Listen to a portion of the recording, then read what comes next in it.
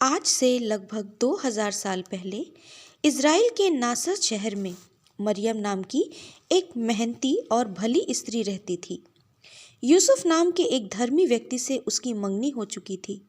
परमेश्वर का संदेश लिए हुए जिब्राइल स्वर्गदूत मरियम के पास पहुंचा।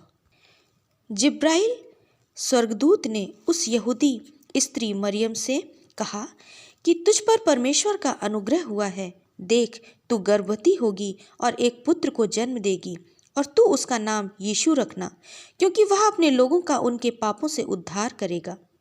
वह महान होगा और परम प्रधान परमेश्वर का पुत्र कहलाएगा। मरियम ने कहा, यह कैसे हो सकता है, क्योंकि मैं तो कुंवारी ही हूँ। स्वर्गदूत ने कहा, परमेश्वर का आत्मा, पवित्र आत्मा तुझ पर उतरेगा और परम प्रधान की सामर्थ तुझ पर छाया करेगी, इसलिए वह पवित्र जो उत्पन्न होने वाला है परमेश्वर का पुत्र कहलाएगा। और इस प्रकार कुंवारी मरियम अपने विवाह से पहले ही परमेश्वर के आत्मा की सामर्थ से गर्भवती पाई गई। उसके पति यूसुफ ने, जो कि धर्मी था, उसे बदनाम नहीं करना चाहता था। उसने चुपके से मरियम को त्याग देने का विचार किया, क्योंकि वह इन सब बातों से अनजान था। रात को जब वह सो रहा था, एक स्वर्गदूत यूसुफ के पास आया और उसे परमेश्वर की इच्छा बताई। यूसुफ अगली सुबह उठा और उसने फैसला किया कि वह मरियम को अपनी पत्नी बनाएगा। शादी के बाद यूसुफ और मरियम बैतलहम को गए और जब वे वहां पहुंचे, उन्हें वहां रहने की जगह न मिली, क्योंकि गांव में बहुत भीड़ थी। मरियम ने एक चरनी में अपने पुत्र को जन्म दिया। बैतलहम में जहां चरवाहे अपने झुंड का पहरा दे रहे थे, स्वर्गदूत ने उन्हें सुसमाचार दिया, तुम्हारे उद्धारकर्ता मसीह का जन्म हुआ है। तुम एक बालक को कपड़े में लिपटा हुआ चरनी में पड़ा पाओगे। यीशु का जन्म आकाश में एक चमकीले तारे द्वारा दर्शाया गया है। दुनिया के अलग अलग हिस्सों से बुद्धिमान लोगों ने इस तारे का महत्व समझा और उसका पीछा करते हुए बैतलहम में पहुंचे और मुंह के बल गिरकर बालक को प्रणाम किया। अब मन में एक सवाल उठा कि कौन है यह बालक, कौन है यीशु मसीह? क्यों उसके जन्म से पहले परमेश्वर ने अपने नबियों के द्वारा जगत के उद्धारकर्ता मसीहा की सैकड़ों बार भविष्यवाणियां की हैं? क्यों जरूरी है कि हर इंसान यीशु मसीह के बारे में जाने? परमेश्वर का मसीहा को पूरी मानव जाति के लिए भेजने का क्या उद्देश्य है? इंसान को क्यों एक उद्धारकर्ता, मुक्तिदाता की आवश्यकता है? प्रभु यीशु के आने से पहले जितनी भी भविष्यवाणियां की गईं, वो सब प्रभु यीशु पर सटीक रूप से पूरी हुई। परमेश्वर अनंत से अनंत काल तक है, अर्थात उसका कोई आदि और अंत नहीं है। परमेश्वर अपने सभी कार्यों में पवित्र और धर्मी है। परमेश्वर का प्रेम अलौकिक प्रेम है, जो मनुष्य अपनी सीमित बुद्धि से नहीं समझ पाता। परमेश्वर करुणामय है, परंतु वह न्याय करने वाला परमेश्वर भी है। परमेश्वर अति पवित्र है और वह चाहता है कि हम भी पवित्र बने, परंतु हम मनुष्य उसके मुकाबले में बहुत मैले हो चुके हैं।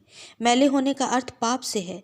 हम अपने शरीर से, आंखों से, जुबान से, अपनी सोच से, अपने जीवन से परमेश्वर के स्वभाव के विपरीत बहुत सारे ऐसे कार्य करते हैं जो परमेश्वर को शोकित और क्रोधित करते हैं।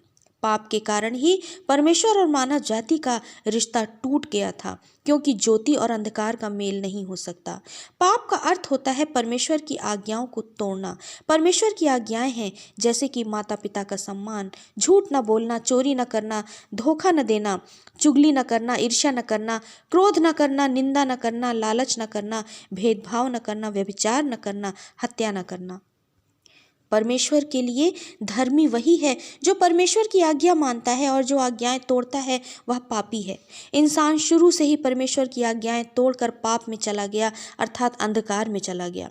जब हम अंधकार में होते हैं तब हमें अपने वस्त्रों पर लगे हुए दाग धब्बे नजर नहीं आते। इसलिए इंसान जब तक परमेश्वर की ज्योति से दूर है तब तक उसे अपने गुनाह और पाप नजर नहीं आते, और पाप की मजदूरी मृत्यु है।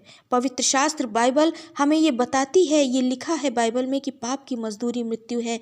पहला इंसान आदम था, जिसके पाप करने के कारण मृत्यु ने जन्म लिया।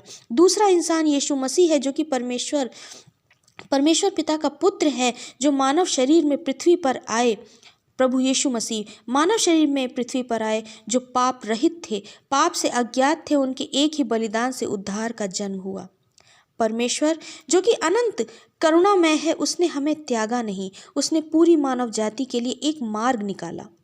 जब हम पाप ही में थे, अंधकार ही में थे, उसने अपनी ज्योति, अपने इकलौते पुत्र प्रभु यीशु को पृथ्वी पर भेजा, जिसने क्रूस पर हमारे पापों का बोझ, हमारी सभी असफलताओं का बोझ, हमारे श्रापों को अपने ऊपर उठा लिया।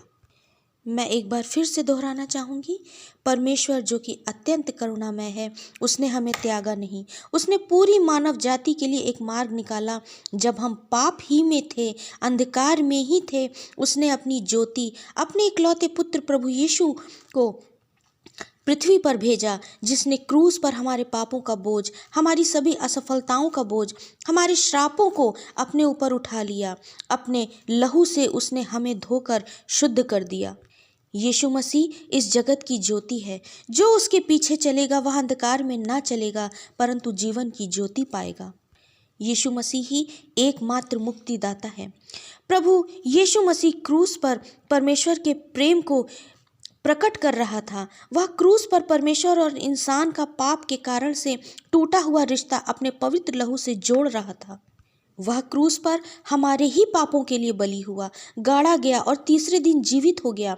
जीवित होने के बाद वह 40 दिन तक हमारे बीच रहा और परमेश्वर के राज्य की शिक्षाएं सिखाता रहा, और उसके बाद वह स्वर्ग में उठा लिया गया, इस वायदे के साथ कि बहुत जल्द वह वापस आएगा।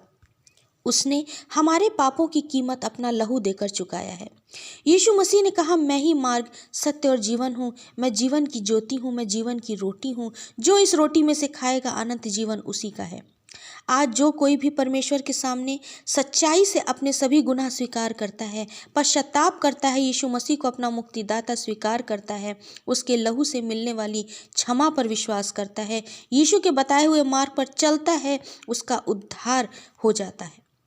अब वह दूसरी मृत्यु का भागीदार ना होगा, और दूसरी मृत्यु अर्थात अनंत काल की पीड़ा अर्थात नरक है। क्या आप परमेश्वर के राज का हिस्सा बनना चाहते हैं? क्या आप परमेश्वर के अनंत काल के जीवन का भागीदार बनना चाहते हैं? तो फैसला आपको करना है। मन फिराएं, परमेश्वर का राज निकट है।